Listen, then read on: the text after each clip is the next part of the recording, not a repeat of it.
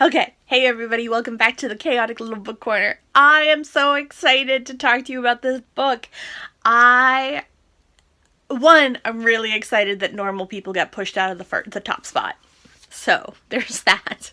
I don't dislike Normal People. You guys know I liked it. I gave it 5 stars, but it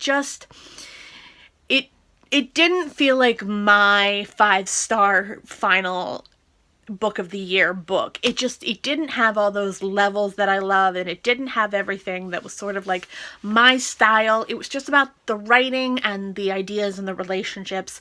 And I know that some people really hate it, and that's completely fine. I can understand the hatred. I hated her, well, I didn't hate, but her first book I wasn't crazy about, The Conversations with Friends. I thought it was pretentious. But this book I really didn't. But it's been knocked out of its top spot. And if this one gets knocked out of its top spot, I will be shocked. Because it is the same kind of book. In fact, it's like a meld of my 2 favorite books from the last 2 years. So it is a meld between The Bell Jar and Otesha Mosvik. And I am obsessed and in love and completely struck and just, I can't. So the book is Rabbits for Food by Binnie Kirschenbaum. There we go. The first thing that's really interesting about this is I know none of the people who blurbed this book, which is interesting to me because usually I need to know, or usually I don't need to know, but I tend to like books that have blurbs of at least one person that I've read a book of or heard of and been interested in, and here it was just none of that. Oh, that's on the camera. So this, how do I even begin? So this is the story of a girl named Bunny who is, it jumps in time. It jumps between her being in a mental hospital and her being on the verge or in the midst of a mental breakdown. So it is just what I love. Mental health all the way. Distraught character, super depressed, really upset, like really low, thinking about suicide. Like I am right there with that person. So much of my past, like my past is not pretty. And my thoughts when I've been in my worst space have been awful. And so I get it, and I've been there, and I've broken down. And so every time I read a book like this, I'm like, thank you so much for saying these things. And this one was no exception. So Bunny is married to, I want to call him Albie. Albie, yeah. So she's married to Albie. She has 2 sisters, one younger, one older. She's the middle child. Her parents used to raise rabbits for food. And hence the title. And they called her Bunny after the bunnies. Really weird.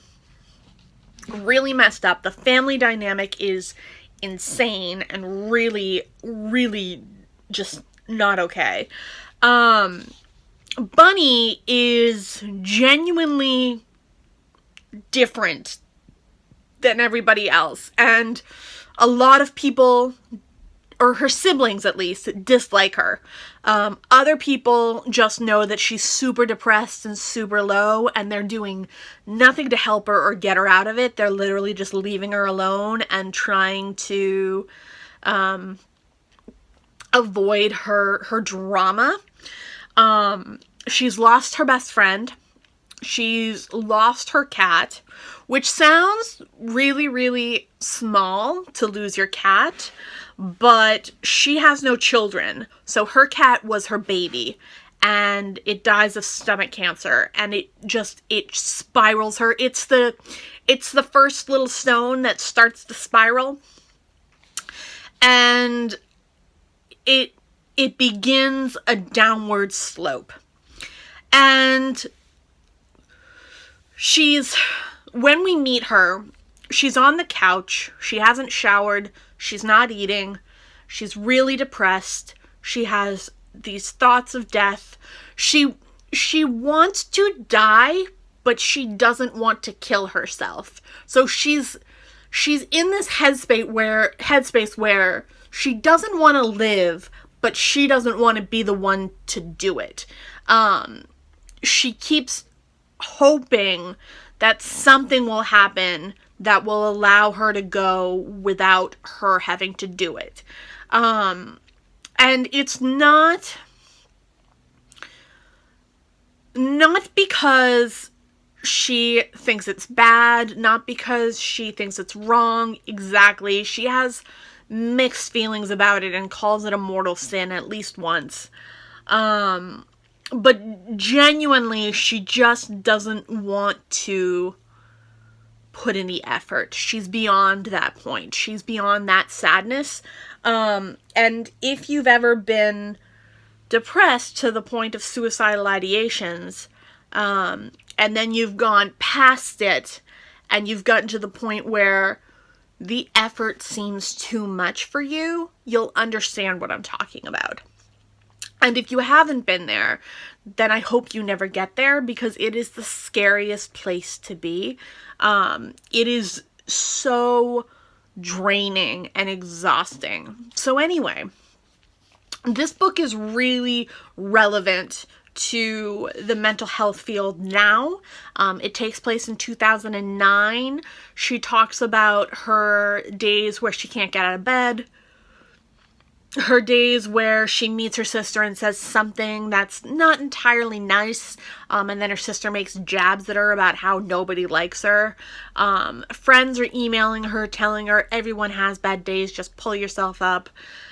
It is crucially honest and crucially just blatantly blunt, and I adored it. I absolutely would recommend this book to people who like My Year of Rest and Relaxation and The Bell Jar. Both of those books are phenomenal and they're my favorites. Still haven't done a review on The Bell Jar. It's my favorite book of all time, and I just can't wrap my mind around putting my words into a video. I will eventually, someday, but I just can't translate it. So yeah, this book is epic. I absolutely adore it. I definitely recommend it. It is published by Soho, and it comes in at 368 pages. Definitely worth a read.